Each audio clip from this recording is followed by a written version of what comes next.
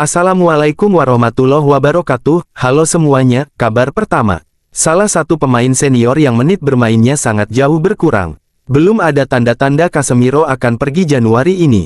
Kabar selanjutnya, Mason Mount direkrut dari Chelsea dengan harga transfer sekitar 60 juta pound padahal dia cuma menyisakan 1 tahun kontrak, berkutat dengan cedera dan jarang mendapat menit bermain. Sekarang United mau menjual Garnacho yang masih memiliki kontrak sampai 2028 plus jarang cedera dan Chelsea siap mengajukan tawaran, harusnya harganya harus lebih dari harga Mount ya.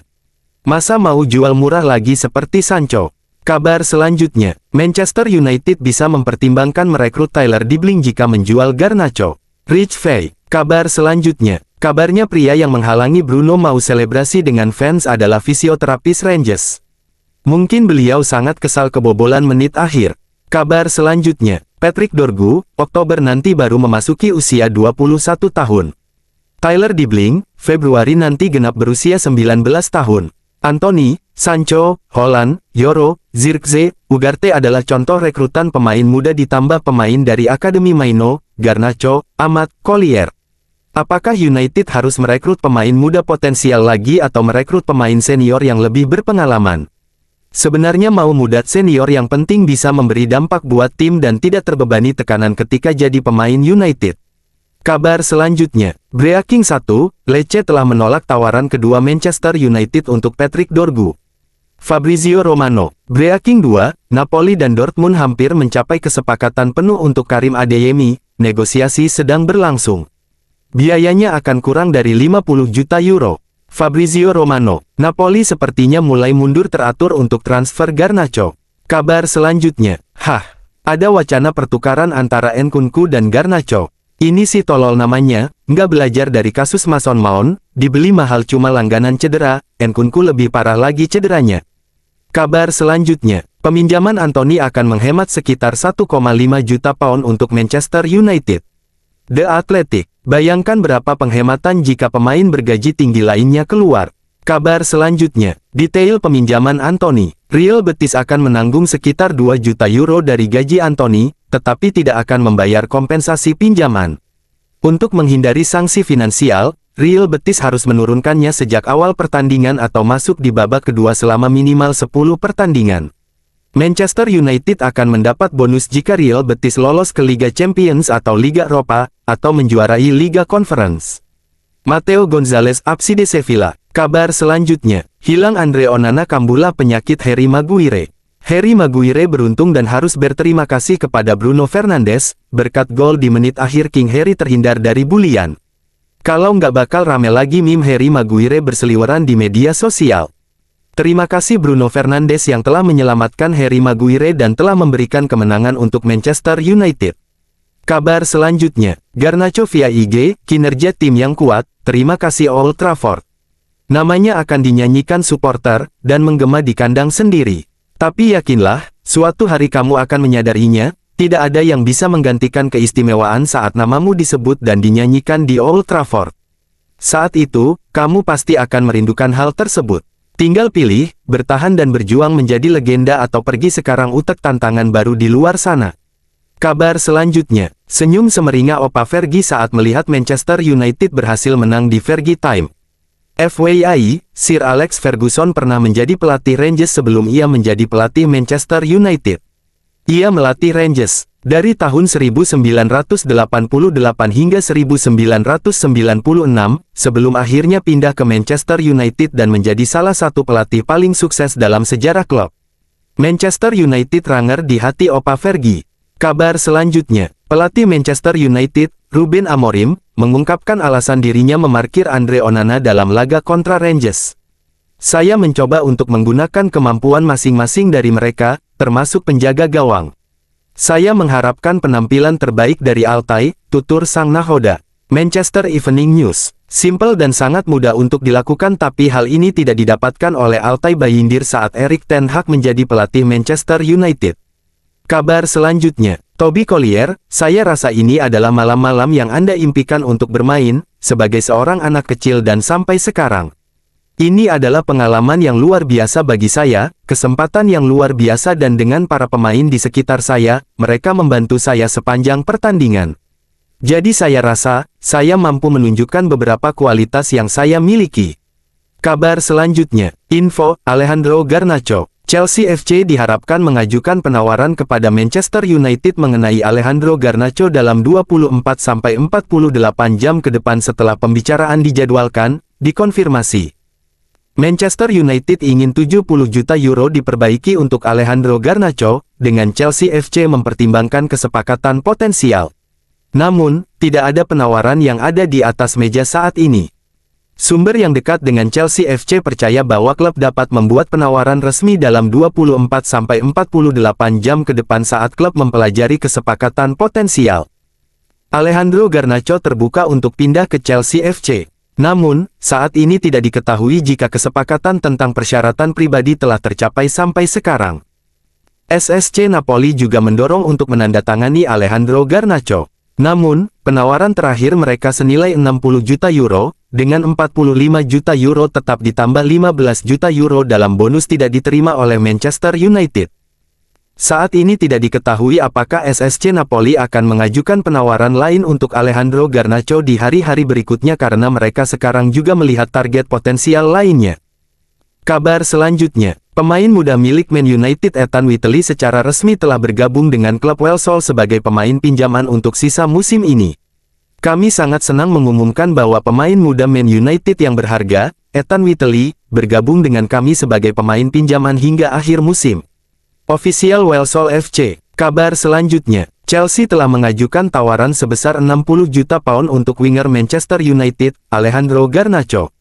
Tawaran ini muncul setelah Napoli mundur dari perburuan Garnacho, memberikan peluang bagi Chelsea untuk bernegosiasi lebih lanjut dengan MU. Meskipun MU awalnya mematok harga antara 60 juta pound hingga 70 juta pound, Chelsea optimis bahwa tawaran mereka dapat diterima. Garnacho, yang kesulitan beradaptasi dengan sistem baru di MU, terbuka untuk pindah jika dijamin mendapatkan waktu bermain reguler di Stamford Bridge. Manchester World. Kabar selanjutnya, mantan manajer Man United Ole Gunnar Solskjaer, yang sekarang menukangi klub Besiktas Turki ingin merekrut Marcus Rashford untuk Besiktas dan Ole sendiri siap secara pribadi terlibat dalam perekrutan pemain tersebut. @Sky_Sports. Kabar selanjutnya, Manchester United sudah mencapai kesepakatan pribadi dengan Patrick Dorgu. Sisa menunggu tawaran baru dilayangkan yang diprediksi akan lebih dari 30 juta euro, Matteo Moretto dan Fabrizio Romano. Kabar selanjutnya, jika Garnacho adalah pemain Tottenham harganya bisa 90 juta pound. Jika Garnacho adalah pemain Benfica harganya bisa 105 juta pound.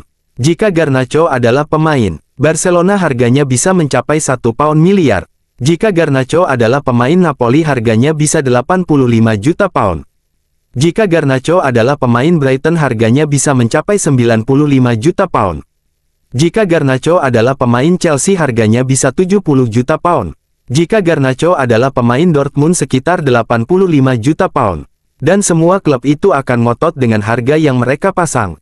Tapi ketika ia pemain Manchester United, klub lain hanya akan menawar sekitar 42 juta pound. Sangat miris melihat opini yang mengatakan, jual saja Garnacho dengan harga sekian, padahal melihat value dan torehan ia sejauh ini klub pantas mendapatkan setidaknya 60-70 juta pounds bahkan lebih. Klub tidak sedang dalam posisi harusnya menjualnya karena ada pemain lain yang terlebih dahulu harus pergi. Meski klub butuh uang untuk mendatangkan pemain baru, Garnacho bukanlah sosok yang harus dikorban, jikapun harus setidaknya MU mendapatkan harga yang pantas. Kabar selanjutnya, Manchester United dan Chelsea sedang mempertimbangkan kesepakatan pertukaran antara Alejandro Garnacho dan Christopher Nkunku. Belum ada keputusan akhir, tetapi sudah didiskusikan. Florian Plettenberg, Sky Sports. Kabar selanjutnya, beberapa detail kesepakatan Anthony ke Real Betis. Gaji 84% dibayarkan Real Betis Fabrizio Romano. Tidak ada opsi pembelian, ia akan kembali pada bulan Juni. Fabrizio Romano. Terdapat klausul penalti jika ia tidak memainkan sejumlah pertandingan. Fabrizio Romano. Real Betis harus memainkan Anthony sejak awal pertandingan atau full di babak kedua selama minimal 10 pertandingan. Mateo Gonzalez, ABC de Sevilla. United akan mendapat bonus jika Betis lolos ke Champions League atau Europa League, atau menjuarai Conference League. Mateo Gonzalez, ABC de Sevilla. Kabar selanjutnya, Napoli bermain dalam 2 transfer, menunggu jawaban pasti dari Karim Adeyemi sambil melanjutkan kontak dengan Alejandro Garnacho untuk menemukan kesepakatan kontrak dengan sang pemain dan kemudian mencoba meyakinkan Manchester United untuk menurunkan tuntutan mereka Gianluca Di Marzio. Kabar selanjutnya, on this day tanggal 24 Januari tahun 2009, Fabio Da Silva resmi menjalani laga debut berseragam Manchester United dalam ajang Piala FA babak keempat menghadapi Tottenham Hotspur, skor akhir 2-1 untuk kemenangan skuad asuhan Sir Alex Ferguson, berkat gol-gol yang dicetak oleh Paul Scholes dan Dimitar Berbatov. Kabar selanjutnya, Anthony akan terbang ke Spanyol hari ini dan melakukan tes medis bersama Real Betis. Fabrizio Romano. Kabar selanjutnya, Lecce menolak proposal kedua dari Manchester United untuk Patrick Dorgu. Klub Italia tersebut berharap bisa mempertahankannya hingga musim panas kecuali ada yang berani menebus sang pemain sebesar 40 juta euro. Fabrizio Romano. Kabar selanjutnya, Manchester United telah menanyakan tentang situasi perkembangan masa depan Christopher Nkunku, sementara Chelsea terus mempertimbangkan transfer untuk Alejandro Garnacho. Rob Dawson, ESPN. Kabar selanjutnya, on this day tanggal 25 Januari tahun 1995, mengenang tendangan kungfu Eric Cantona. Eric Cantona adalah dinamit bersumbu pendek, mudah meledak. Kartu merah Eric Cantona ketika menghadapi Crystal Palace pada tahun 1995 sudah bisa diduga. Namun apa yang terjadi setelah insiden kartu merah tersebut benar-benar jadi salah satu momen yang sulit dilupakan dalam sejarah sepak bola. Tepat hari ini 29 tahun silam, Cantona memimpin Manchester United menghadapi tuan rumah Crystal Palace di Selhurst Park. Dalam laga itu, Cantona mendapatkan provokasi-provokasi dari bek Palace, Richard Shaw. Cantona beberapa kali melontarkan protes pada wasit Alan Wilkie karena ia terus dijegal oleh Shaw namun tetap tak ada kartu kuning untuk Shaw. Bukan hanya Cantona yang merasa diperlakukan tak adil, Alex Ferguson pun melihat hal itu dengan jelas.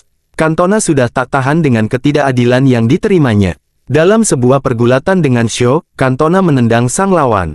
Wasit Alan Wilkie tak melihat, namun hakim garis Eddie Walsh menyaksikannya dengan baik. Wasit kemudian memberikan kartu merah pada Cantona. Kartu merah Cantona diiringi oleh adu mulut beberapa pemain Manchester United dan Crystal Palace. Cantona tak percaya dengan apa yang ia dapatkan, namun akhirnya menerima keputusan wasit.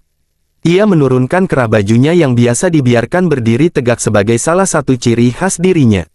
Kartu merah yang diterima Cantona bukan sebuah hal yang istimewa karena ia sering mendapatkannya. Cantona sering lepas kendali dan pemain yang akrab dengan hadiah kartu dari wasit. Dan pada akhirnya Cantona tetap berhasil mengejutkan dunia. Saat tengah berjalan menuju ruang ganti, Cantona mendapatkan ejekan dari seorang pendukung Palace bernama Matthew Simmons. Simmons disebut berlari menuruni 11 anak tangga untuk mengejek Cantona. Sialan, kembalilah ke Perancis. Simmons mendapatkan apa yang ia inginkan, yaitu perhatian dari Cantona. Yang tak diduga oleh Simmons, ejekannya bukan hanya didengar langsung oleh Cantona, melainkan juga berbalas sebuah tendangan ala kungfu ke arah dadanya. Cantona sempat terjatuh usai melepaskan tendangan terbang tersebut. Namun Cantona kemudian kembali berdiri dan melayangkan rangkaian pukulan ke arah Simmons sebelum akhirnya dilerai oleh banyak pihak. Bukan hanya pemain Manchester United dan Crystal Palace yang terkejut. Bukan hanya penonton yang memadati Selhurst Park yang terkejut. Di hari itu, seluruh dunia terkejut. Pembicaraan yang ada bukan tentang hasil akhir, melainkan tentang bagaimana kungfu Cantona yang mendarat di dada supporter Palace. Eric Cantona, saya mewujudkan mimpi banyak orang. Saya melakukan untuk mereka dan mereka gembira. Itu adalah sebuah kebebasan untuk mereka. Kalian tahu yang dirasakan penonton ketika melihat gol, namun menendang hooligan adalah sebuah hal yang tak bisa dilihat setiap hari. Namun tetap itu merupakan sebuah kesalahan. Setelah pertandingan tersebut berakhir, Ferguson sendiri langsung menegur Cantona. Rekan setim Cantona, Lee Sharpe, ingat bagaimana jawaban Cantona ketika Ferguson bertanya tentang tindakan kontroversialnya itu. Lee Sharpe, dengan jawaban Cantona, saya tak peduli tentang apapun. Saya hanya melakukan apa yang ingin saya lakukan. Bila saya ingin menendang supporter, maka saya akan melakukannya. Saya bukan seorang sosok yang patut ditiru. Seiring pembicaraan tentang tendangan kungfu Cantona yang terus memakan waktu berhari-hari, Cantona pun juga wajib menghadapi konsekuensi atas perbuatannya di hari-hari berikutnya. Pemain asal Perancis ini bahkan sempat menghadapi tuntutan hukuman penjara 2 minggu meskipun akhirnya ia terbebas dari tuntutan itu. Cantona mendapatkan hukuman larangan bermain hingga bulan September tahun 1995 dan juga kerja sosial. Tanpa Cantona di lapangan, United akhirnya kalah bersaing dengan Blackburn Rovers dalam perburuan titel Liga Primer Inggris. Masa-masa hukuman Cantona juga merupakan masa yang berat bagi mantan pemain Auxerre itu lantaran ia bahkan tak boleh ikut dalam laga persahabatan. Cantona sempat berpikir untuk melanjutkan karir di luar Inggris setelah hukumannya berakhir. Namun Ferguson pada akhirnya sukses meyakinkan Cantona untuk tetap berada di Old Trafford. Dan pada akhirnya Cantona merasakan bahwa pilihannya untuk bertahan di Manchester United sebagai sebuah keputusan yang tepat. Dengan segala kontroversi yang dibuatnya, kembalinya Cantona ke lapangan pada tanggal 1 Oktober tahun 1995 ibarat sebuah perayaan hari besar. Wah, Cantona dan bendera Perancis terpampang di setiap sudut kota Manchester. Duel Manchester United lawan Liverpool jadi panggung yang pas untuk menyambut kembalinya sang raja. Cantona mendapat tepuk tangan meriah saat turun ke lapangan dan supporter, Setan Merah, terus menyanyikan namanya. Cantona kemudian membalas sambutan meriah itu dengan gol yang menyelamatkan United dari kekalahan di hadapan Liverpool.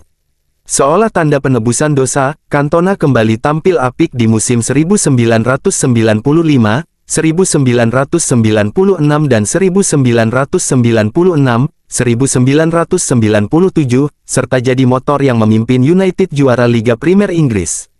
Keputusan mengejutkan kemudian dibuat Cantona yang memilih pensiun di akhir musim 1996, 1997 saat usianya baru 30 tahun. Karir Cantona adalah deretan kontroversi dan tendangan kungfu Cantona merupakan kontroversi paling menonjol di antara yang lainnya. Eric Cantona, peristiwa itu merupakan sebuah kesalahan yang saya buat, namun itulah saya. Kabar selanjutnya, next match, Fulham vs Manchester United, Premier League 23/38, Craven Cottage, London, Senin, tanggal 27 Januari tahun 2025. Kick-off pukul 2 waktu Indonesia Barat. Live video. Kabar selanjutnya, on this day tanggal 25 Januari tahun 2006, Nemanja Vidic menjalani laga debutnya berseragam Manchester United setelah transfernya dari Spartak Moskow rampung. Ia memperkuat United selama 9 musim dengan mencetak 21 gol dalam 300 penampilan resmi. Kabar selanjutnya, on this day tanggal 25 Januari tahun 2014, Manchester United secara resmi mendatangkan Juan Mata dari Chelsea dengan mahar mencapai 37,1 juta pound, menjadi rekrutan musim dingin termahal sepanjang sejarah United saat itu. Itulah kabar pada hari ini, jangan lupa untuk like dan subscribe agar tidak ketinggalan kabar baru lainnya dari kami. Wassalamualaikum warahmatullahi wabarakatuh, sampai jumpa.